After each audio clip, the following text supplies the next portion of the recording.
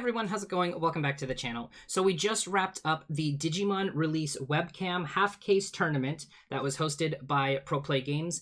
We played 6 rounds today. I don't know exactly how many people were in the event. I believe it was over 100, but I'm not 100% certain on that. But we did play 6 rounds. We went until there was one person undefeated, and it only took 6 rounds. And I ended the event at 4-2. It's my best standing at the end of an event so far. I was playing a red Omnimon-ish deck. And you'll see what I mean as we get into the deck profile here. It's a combination of a couple of things. It's a combination of like red turbo Omnimon, and so it's like half red turbo Omnimon, half what cards I have. So there's definitely ways that this deck can be further optimized.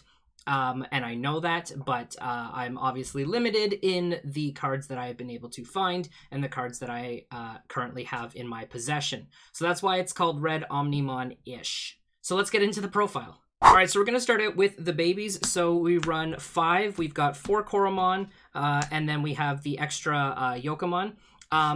The 5th egg is super important. I wouldn't consider cutting it for consistency of having the Koromons. When I was playing the mirror match today, actually my very first opponent played Red Omnimon.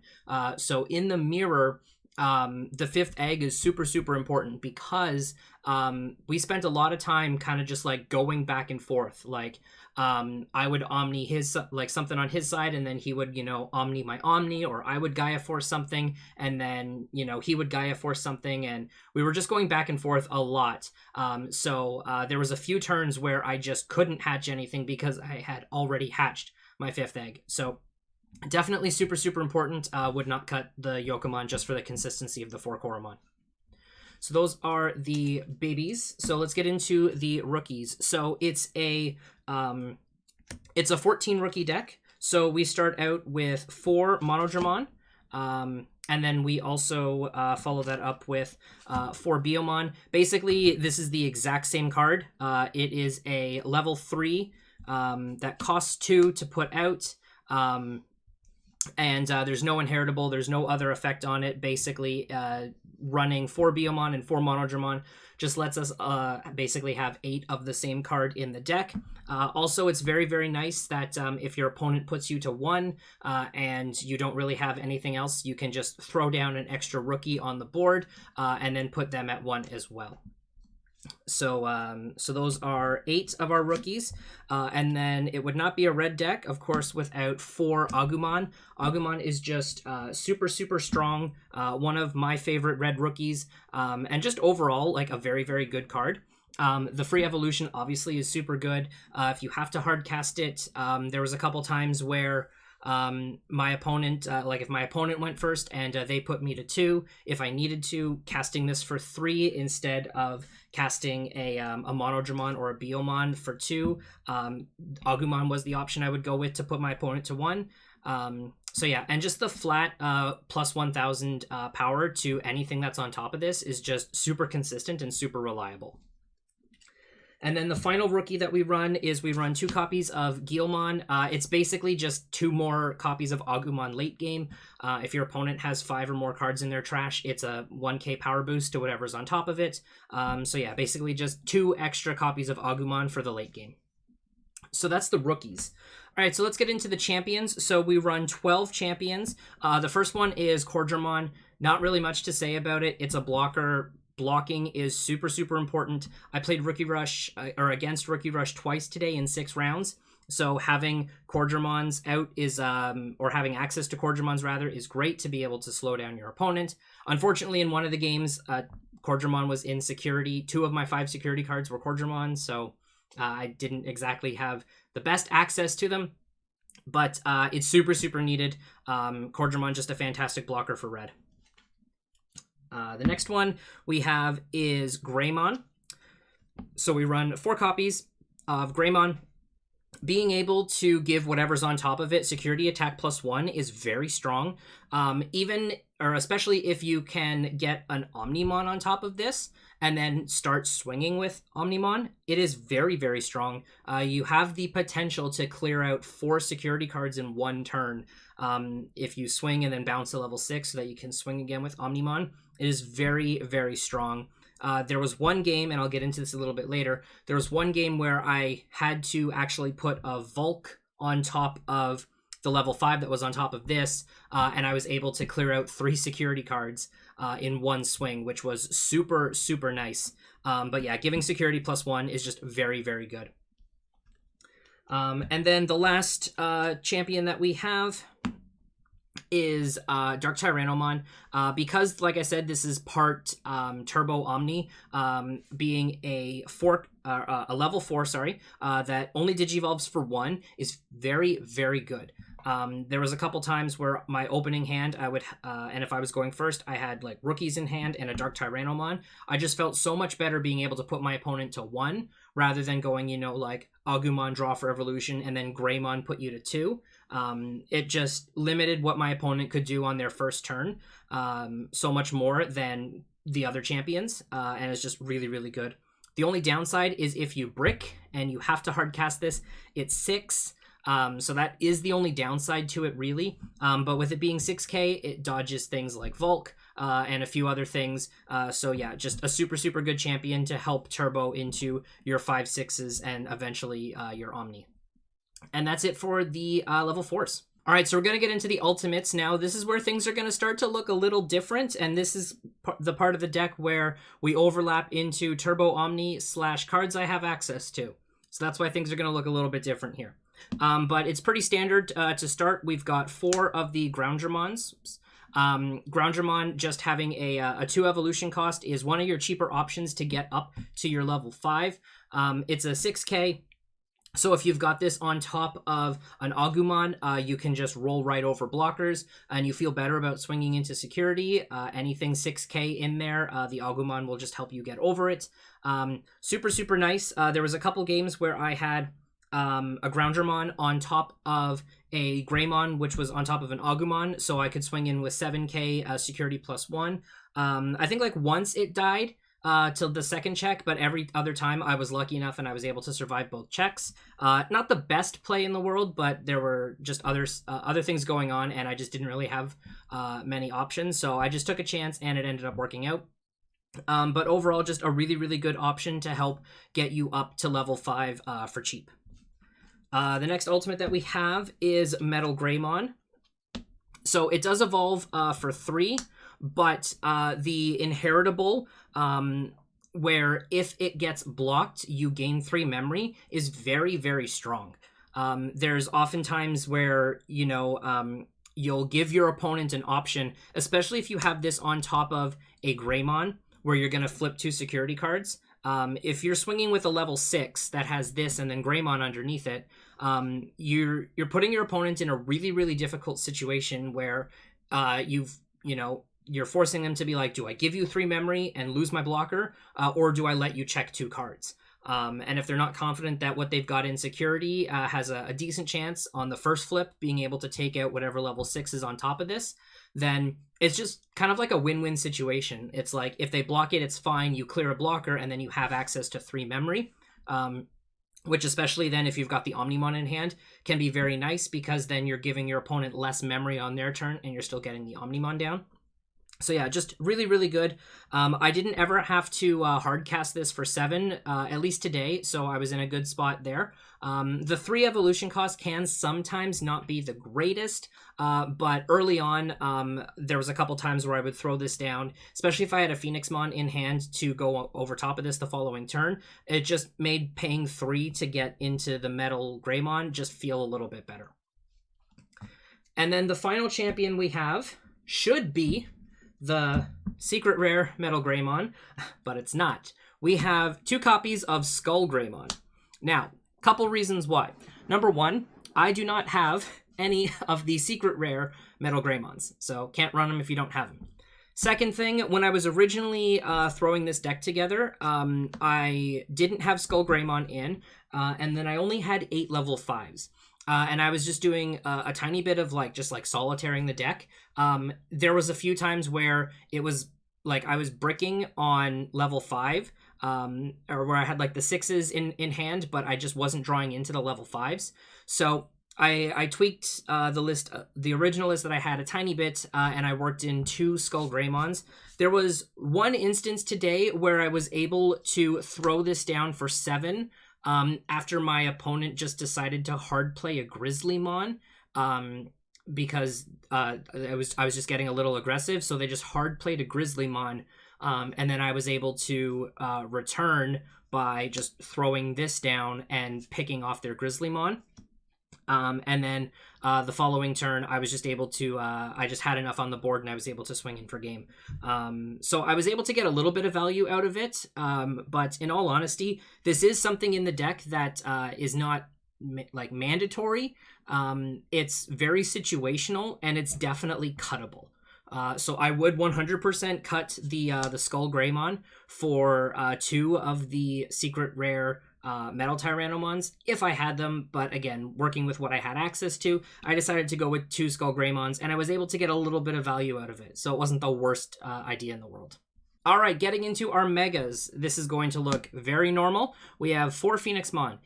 It is, at its core, a Omnimod turbo deck, so Phoenixmon is one of the best ways to turbo up into, or to get up to level 6, and then eventually bring out your Omni.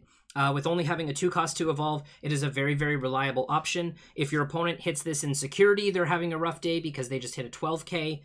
There was a few times where my opponent put together like a 10 or 11k, and they swung into security, and the Phoenixmon was there, and I was able to pick off a big body on their side of the board, so that was super, super useful. But yeah, just Phoenixmon is super consistent, a really, really good and cheap option for helping you get up into your level 7s. So the next level 6 that we have is 2 copies of Volcanic German. I would potentially like to run 3 of these. There was a couple situations where I was really, really hoping I would top deck a Volcanic German, and I didn't. So obviously going up to 3 is not necessarily going to be a solution, but it would just overall help improve the consistency.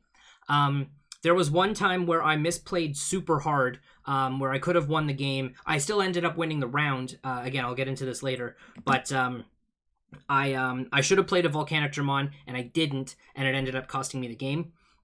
So I totally misplayed there, but Volcanic German is super, super strong. It's super good against Rookie Rush because it just clears out the board. Nothing really new about Volcanic German. There was one situation where, like I said earlier, I had this over top of a, I think it was over top of a Ground German, which was over top of a Greymon, sorry. And I was able to then, I had this on board as well as a Dark Tyranomon. And so I threw Dark Tyranomon at security first because my opponent had a blocker. And I was really hoping that they were going to trade with the Dark Tyranomon, and they did. So they threw their blocker in front of the Dark Tyranomon, and the Dark Tyranomon died, but then I was able to swing in with Volcanic German and hit 3 security cards, because it has security +1, and then the inheritable from the Greymon gave it security +1, and all 3 security cards that I flipped were not enough to kill this thing. And I had a rookie in my raising area, so even if they were able to deal with this, I was going to have a rookie come up the following turn and be able to swing for game, provided they couldn't get a blocker down. So yeah, Volcanic German is just super, super good. Most of the time, you're going to hard cast it, but there was like that one situation where it actually made more sense that I evolved it over a level 5, and then was able to pick off some security cards. So that was super, super nice. And then our final level 6, again, this is going to look a little strange, but our final level 6 is 2 copies of the BT1 War Greymon. This isn't the starter one, this is the booster one. Again, reason why I ran this is because I had access to them and I needed to fill out the top end of the deck. And I really, really like War Greymon. Being able to just give itself security +1 the turn it comes down, which if it's on top of a Greymon that is passing on the inheritable, you get to hit 3 cards, which is very, very strong. And War Greymon does not trigger security effects, on your opponent's cards. So I played against a lot of blue Omni today, and whenever I would throw this into security, or just like when you're playing against blue, you always have to be cautious of where you leave the memory gauge at when you go to attack, because if you hit a Hammer Spark in security, they're going to gain 2 memory. And that happened to me like once or twice today. But the nice thing about War Greymon is that if he hits a Hammer Spark, it's not going to trigger. Or if he hits a Gaia Force or a Flower Cannon, those things are not going to trigger. So he feels very, very safe to swing into security, and he really only dies to an Omnimon or a Millenniummon realistically in security. Obviously, if he doesn't have too much underneath him, then he can still die to things, like an opposing player's Phoenixmon or Plesiomon. But if you've got the Koromon and the Agumon underneath him, then he's 13k, and it just feels so much safer swinging him into security, knowing he's not going to die to like a Plesio or a Phoenix, like I was just saying. So definitely not like the best option in the deck, but the times that he showed up, it was really, really good, and I was able to get value out of it. There was one time where I threw him into security and I hit a Hammer Spark, and my opponent was like, okay, go to move the memory gauge, and I'm like, no, he doesn't trigger that. So it just felt really good, and I was able to keep going and do a little bit on my side. And of course, this wouldn't be Omnimon-ish if we did not have Omnimon. I have 2 copies of Omnimon in here because I only own 2, first of all, so I can't play more if I don't have them. I would definitely like to run 4, but just having only having access to 2, it's all I can use. Omnimon is just super, super strong. This card is very, very busted.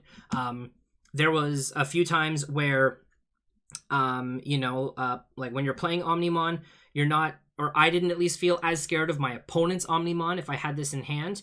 Obviously, they're going to like just destroy my level 6s with it when it comes down. But knowing that I have this in hand and I can use this potentially if I needed to as an answer to my opponent's Omnimon just felt really good. There was one time where I did throw down Omnimon or a couple times where I was able to put down Omnimon and get rid of their Omni with it. So that was just super, super good. There was a couple times where playing against some opponents, I hit their Omnimon in the security stack, which really, really sucked. But I'll get into that a little bit later. But yeah, like if he ends up in security, then like nothing is really getting over it unless it's their Omnimon and it's got a buff underneath it. But yeah, just an absolutely insanely strong card. And yeah, just one of the best cards in the format right now. I would definitely like to run 4 in this deck, but it's just a matter of getting them. So that's why we run 2. And then the last card in here is 4 copies of Gaia Force. You pretty much can't run a red deck without Gaia Force. It's just a very, very solid card all around. If you hit it in security, it's super, super good. You get free value out of it. There was a lot of times throughout the day where my opponent was building up towards an Omnimon. Basically, I played Omnimon 4 times and Rookie Rush twice today. So when my opponent was building up towards an Omnimon, yeah, it sucks to pay 8 memory and, put the slider to 7 on their side because that's a lot that they can work with. But it's so much stronger to just be able to use Gaia Force to just get rid of whatever their level 6 is that's on board, so that that they can't just throw down the Omni. They've got to like accumulate all the resources and build another level 6 to get their Omni out. So there was quite a few times where I was able to just Gaia Force away an opponent's Plesio or Metalgar in one of the games, and it just feels really good to just have a solid answer to it. And again, if you get it in security, you just get the free effect. So yeah, super, super strong card. One of the best red option cards I feel, the best red option card I feel, and just one of the best option cards overall in the game. Is super, super strong. And that's the red Omnimon-ish deck. So let's get into the matchups. Alrighty, so getting into my matches. So like I said, I ended up going 4-2 today. So round 1 was my first loss of the day. I played against red Omnimon that also had Gallantmon in the deck. So in the first game, I was super, super close to winning. I had a pretty good board presence. I had 3 security cards left, but a fairly big trash stack. And my opponent top-decked a Gallantmon to pick off the remaining security and then swing for game. So that was how I lost the first game. And then in game 2, I was able to assemble a very early Phoenixmon. I think it was like on turn, like the second turn, I had the Phoenixmon like assembled on board. And I threw Phoenixmon into security, and the first security card I flipped was an Omnimod. So that hurt, but it was kind of okay, or at least I felt it was kind of okay because I had enough pieces in hand to assemble another Phoenixmon. And I drew whatever, like, I think I was missing like the level 4, the level 5, but I drew it through evolving. And so I'm like, okay, this isn't bad. I've got another Phoenixmon, and I wasn't seeing Omnis yet, so I just threw the Phoenixmon into security, and I hit a Gaia Force. So it was just really, really rough to invest all those resources early into 2 Phoenixmons and have them both immediately die to the first thing they hit in security. So that was really, really rough. And then after the Gaia Force, I just wasn't really able to establish enough of a board presence to be able to pick off the remaining 3 security cards. So my opponent got that win, and that was my first. That was the first round, and I lost that round. So getting into round 2, I won both games against my opponent. So I won in 2 games. My opponent bricked really hard. I think in both games, I only saw them get 1 rookie, like total. So it was really, really rough. The first turn, they threw down a Monzimon and gave me a whole bunch of memory, and I'm like, oh, they don't have a good hand whatsoever. And I had a very, very solid hand. I had a couple rookies, a Greymon, a Groundermon, and a Phoenixmon. So I was like, this is really, really good. So I was able to capitalize on my opponent bricking, and then unfortunately they bricked in the second game, a very, very similar starting situation, and I was just able to capitalize on that and was able to pick up a 2-0 win. And that was against a blue Omnimon deck. So that was round 2. In round 3, I played against another blue Omnimon deck. I won. It was 3 games. All of the games were super close. And my opponent was able to... This is in game 3. In game 3, my opponent returned a Omnimon to my hand and trashed everything else that was underneath it. I forget the name of the card that does it. I think it's like Kaiser Nail or something like that. Forgetting the card that does it. But he returned Omnimon to my hand. But I had pieces in hand to assemble another level 6. And so I assembled the level 6, and then he knew I had Omni in hand because he gave it back to me. And that constant threat of having Omnimon in hand, I could definitely tell he was playing around it, which made sense. But he was playing around it in the sense that he didn't want to really commit anything to the board because he knew that I could just throw down Omni and then just get rid of it. So I was able to take advantage of that situation where my opponent wasn't really playing as much as they probably could have or should have, and I was able to pick up the win in game 3 there. So that was round 3. In round 4, I played against Rookie Rush, blue-green Rookie Rush. So I won in 3 games. The first game, I misplayed really hard. My opponent had a Vegemon, a Goblimon, and a Mushroomon out, I think. Or no, it was a Vegemon, a Mushroomon, and an Elecmon. Not really relevant. Basically, 2 things that would have died to Volk and 1 thing that wouldn't have. And I had 1 security card left. And I don't know how, but like I missed that I had Volk in hand. So it like Volk was the obvious play there. Because I also had a blocker down. I had Cordramon on the field, so the Vegemon wouldn't have been able to get through the Cordramon. Or at least like they would have bounced off each other. And so the super obvious play was play Volk. And I don't know how, but I missed it in my hand. And so I was like, I can't really do much. I can't deal with that board. So I just threw down what I could. And then as soon as I said, okay, go, I looked back down at my hand, and that's when I saw the Volk. And I'm like, oh, you're kidding me. And it just felt really, really bad to have missed that super obvious play. But then I was able to win game 2 and win game 3 and was able to come back.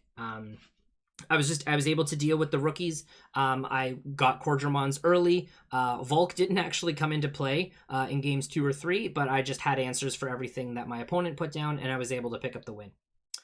So that was round 4. So then in round 5, I won again. So I was at 4-1 going into the final round. So round 5, I played against another blue Omnimod deck.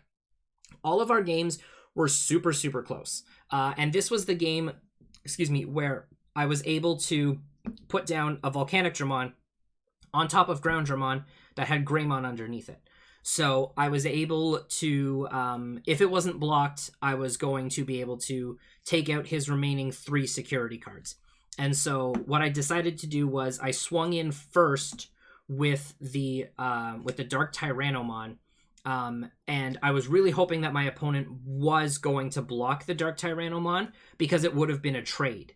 So the attack in my mind looked tempting enough that I was hoping that they would consider blocking, and then they actually did end up blocking with their only Grizzlymon that they had out. So I lost my Dark Tyranomon, but it was totally fine. I was actually hoping I was going to lose it so that I could swing in Volcanic German and pick off their final 3 security cards. And then they had one thing that was in raising. I think it was like a Wergarurumon was in raising, but the only other thing they had on the board was the Grizzlymon that eventually traded with the Dark Tyranomon.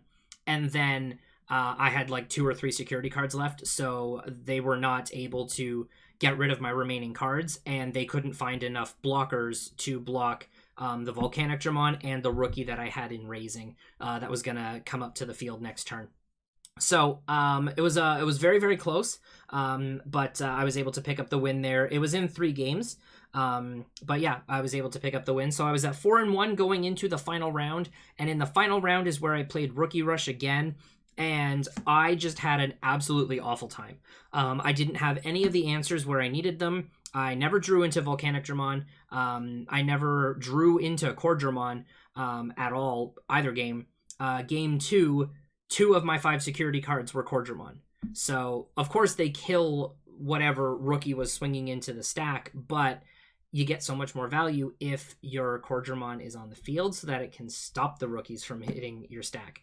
So it was just a really, really bad time all around. I didn't have the answers that I needed. And then the second game, I also only saw rookies on my side.